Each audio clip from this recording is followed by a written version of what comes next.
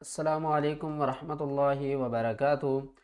कुरान पाक को word by word आसान तजवीद के साथ घर बैठ कर पढ़ने की ये सीरीज़ जारी है। अगर आप कुरान पाक को आसान तजवीद के साथ घर बैठ कर पढ़ना चाहते हैं, अपनी गलतियों को दुरुस्त करना चाहते हैं, तो हमारे साथ शामिल हो जाइए। इंशाअल्लाह आपकी तजवीद दुरुस्त हो जाएगी। आज के सबक में हम इस मुश्किल तरीन वर्ड को पढ़ेंगे। अक्सर लोग कंफ्यूज होते हैं कि ये देखे बड़ा मद भी आ रहा है, उसके नीचे खड़ा ज़बर भी आ रहा है, और यहाँ पर कुछ ऐसे हरूफ हैं जिनको हम नहीं पढ़ेंगे, जिनको हम छोड़ देंगे।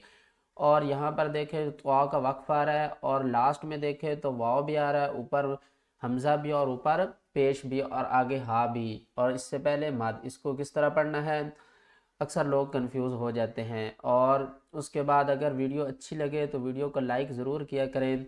चैनल पर नए हैं तो चैनल को सब्सक्राइब कर दें, और कमेंट सेक्शन में अपनी राय का इजहार ज़रूर किया करें। अगर आपको कुरान पाक में से कोई भी वर्ड मुश्किल लग रहा है, कोई भी आयत मुश्किल है, तो कमेंट सेक्शन में बताएं। इंशाअल्लाह नेक्स्ट वीडियो उसके ऊपर होगी। चलें सबक शुरू करते हैं, गौर से सुनिएगा। अऊज़ु बिल्लाहि मिनश शैतानिर रजीम, बिस्मिल्लाहिर रहमानिर रहीम। सबसे पहले सूरा और पारा नोट कर लें। पारा नंबर 6 ला युहिब्बुल्लाह, सूरतुल माइदा की आयत नंबर 18 में ये आयत है मुश्किल तरीन। अब हम इसके हिज्जे करना शुरू करते हैं। यहाँ पर देखें तो हमज़ा को हम बा से मिलाएंगे। बा साकिन है तो इसको थोड़ा सा हिला कर पढ़ेंगे। तजवीद के जो रूल्स हैं ना, उनको आपने हर हाल में फॉलो करना है। तो इसके हिज्जे किस तरह करेंगे? हमज़ा बा ज़बर अब, बा कलकला, बा साकिन है तो इसके ऊपर कलकला करेंगे। हरूफ कलकला 5 हैं, क़ाफ क़ा बा जीम दाल। जब ये साकिन होते हैं तो हम इन्हें हिला कर पढ़ते हैं। हमज़ा बा ज़बर अब, नून खड़ा मद ज़बर नाम। 5 अलिफ की मिकदार खींच कर पढ़ेंगे। बड़ी मद है। बड़ी मद की पहचान किस तरह होती है? एक तो ये बड़ी लिखी हुई होती है, दूसरी ये इसकी पहचान है कि इसी कलमे में हमज़ा होता है। ठीक है ना?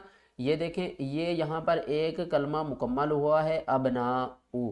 ठीक है, ये मुकम्मल हुआ है, हमज़ा इसी कलमे में आ रही। अगर ये हमज़ा लफ्ज़ अल्लाह के साथ होती तो फिर ये छोटी मद ऑटोमेटिकली बन जाती। तो आपने इस बात को ज़हन में रखना है कि हमज़ा उसी कलमे में होगी तो बड़ी मद होगी, हमज़ा दूसरे कलमे में होगी तो छोटी मद होगी। और ये एक आसान सी बात है कि ये थोड़ी सी बड़ी लिखी हुई होती है, छोटी मद थोड़ी सी छोटी लिखी हुई होती है। नून खड़ा मद ज़बर नाम, अब नाम।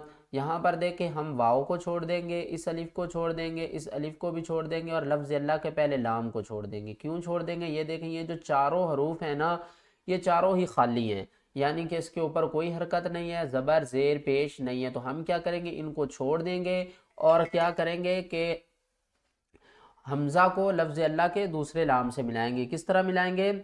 हमज़ा लाम पेश उल, अब ना उल, लाम खड़ा ज़बर लाम, अब ना उल्लाह। हाजिर ही, हा को हम हल के नीचे वाले हिस्से से अदा करेंगे और भारी आवाज़ आएगी। किस तरह? अब ना उल्लाही। आगे देखें, वाओ ज़बर वा, हमज़ा ज़बर आ, वा आ। यहाँ पर देखें ना, ये छोटी हा है। हा और हा, इसमें हमने फ़र्क ज़रूर करना होता है। किस तरह? अक्सर लोग इसमें भी गलती कर जाते हैं, हा पढ़ जाते हैं, क्योंकि ये है हा। तो किस तरह पढ़ेंगे? अब ना उल्लाही। हा की आवाज़ भारी आएगी और आगे हा की आवाज़ आएगी।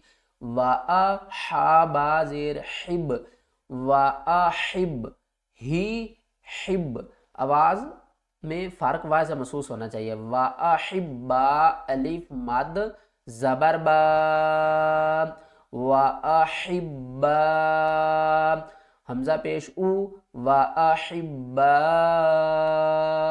ऊ। हा उल्टा पेश हू, अब ना उल्लाहि व अहिब्बा उहू। वाक़फ़ की सूरत में उल्टा पेश ड्रॉप हो जाएगा, हमज़ा को हम वाव के साथ मिलाएंगे। किस तरह? हमज़ा वाव पेश उह, व अहिब्बाउह। वाक़फ़ की सूरत में हा साकिन हो जाएगा। अबनाउल्लाहि व अहिब्बाउह। اگر آپ قرآن پاک کو آسان تجوید کے ساتھ گھر بیٹھ کر پڑھنا چاہتے ہیں تو ہمارے ساتھ شامل ہو جائیے، انشاءاللہ آپ کی تجوید درست ہو جائے گی۔